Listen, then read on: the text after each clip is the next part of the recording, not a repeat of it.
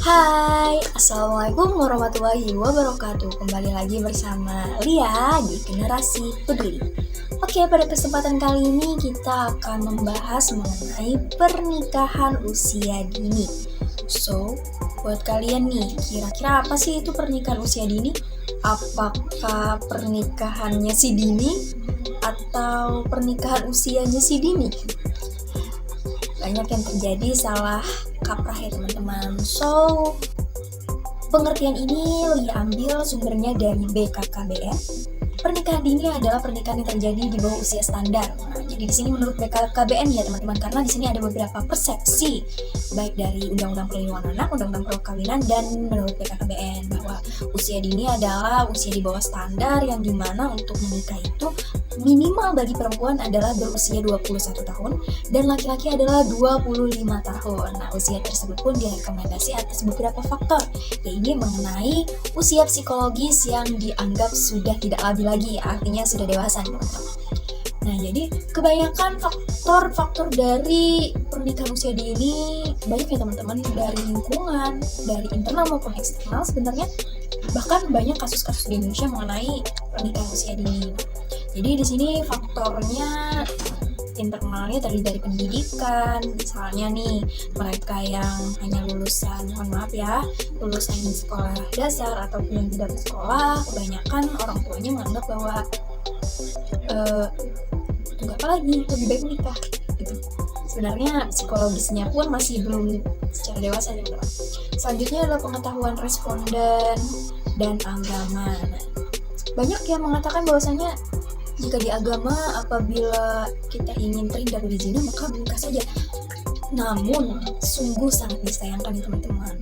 Agama itu baik teman-teman, tapi bagaimana cara kita bisa mengelola informasi yang kita dapat?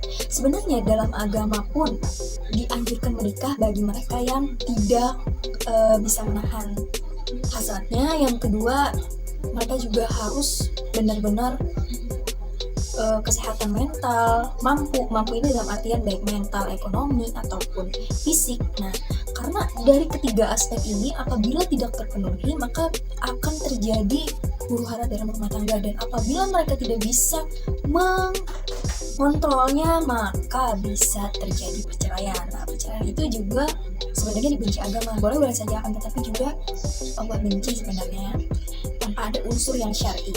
Yang selanjutnya adalah faktor eksternal. Nah, di sini ada tingkat pendidikan orang tua, sosial ekonomi keluarga, wilayah tempat tinggal. Biasanya di sini banyak orang-orang yang mungkin mohon maaf yang tinggalnya agak sedikit di pinggir.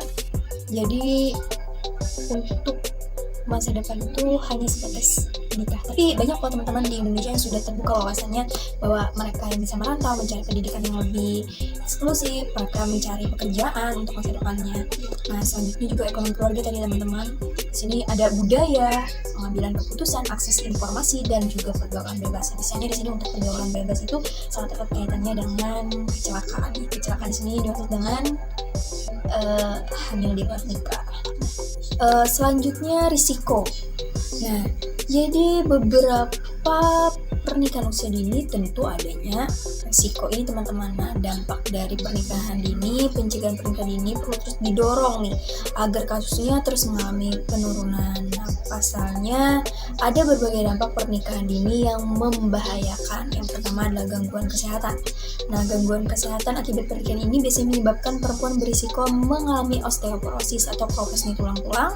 Selain membuat tubuh menjadi bungkung, tulang lebih rapuh dan mudah patah. Pernikahan dini juga bisa mengakibatkan kanker mulut rahim karena ketidaksiapan fisiknya tadi nih teman-teman. Artinya masih belum terlalu matang. Selanjutnya yang kedua adalah risiko bayi terlahir stunting. Kalian pernah dengar kan apa itu bayi stunting?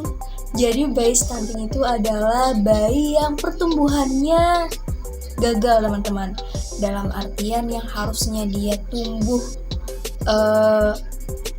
berkembang malah bisa lebih pendek untuk seusianya atau lebih kurus. Nah, hal ini kenapa sih terjadinya bayi lahir stunting hubungannya dengan usia perkawinan yang lumayan muda? Karena pada dasarnya jika wanita yang berusia 21 tahun ke bawah itu masih tahap-tahap pertumbuhan nih. Banyak beberapa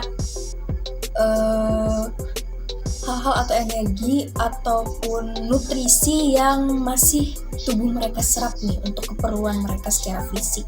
Tetapi apabila terjadi perkawinan di usia dini ini kemungkinan besar nih ya teman-teman, karena ya kedepannya, karena ya yang lainnya juga kita dapati baik-baik aja sih, cuman teman-teman kadang bayi yang dikandung dan si wanita itu tersebut, nutrisi yang mereka dapatkan itu saling berebutan, sehingga yang si bayi ini yang kecil itu kalah daripada yang si wanita tadi, sehingga dapat menyebabkan anak terlahir pendek dan juga kurangnya nutrisi ini teman-teman. Nah, selanjutnya ada pernikahan tidak harmonisnya. Ini bergantungnya kepada psikologis teman-teman, karena pernikahan itu bukan hanya dilandaskan pada cinta teman-teman, tetapi bagaimana cara kita menerima kekurangan dan kelebihan, dan akan banyak suatu hal yang tidak kita duga, baik itu si pria ataupun wanita, dalam hal sifat yang nantinya juga akan terbongkar pada saat di pernikahan. Jadi perlu adanya kestabilan emosi dalam menyelesaikan masalah, yang mana apabila hal ini tidak dilakukan atau gagalnya cara mereka memanajemen emosi, maka bisa terjadi perceraian yang tentunya juga akan mengakibatkan rugi bagi kedua belah pihak, terutama bagi perempuan. Selanjutnya, bagaimana sih cara kita mencegah pernikahan dini, menanggulangi teman-teman? Yang pertama adalah menyediakan pendidikan formal yang memadai. Di sini juga kita ketahui bahwasanya pendidikan dari SD sampai SMA, pemerintah memberikan peluang yang besar dan pendidikannya juga murah dan gratis untuk mereka bisa mengenyam pendidikan. Nah, selanjutnya pentingnya sosialisasi tentang pendidikan seks. Nah, karena kurangnya informasi terkait hal-hal reproduksi seksual menjadi salah satu alasan masih tingginya pernikahan dini di Indonesia. Dan jadi hal ini menjadi alasan masih tingginya pernikahan di Indonesia, yang dimana pendidikan tersebut juga nantinya akan mengedukasi anak-anak muda tentang kesehatan dan hak-hak reproduksi seksual yang penting untuk dilakukan.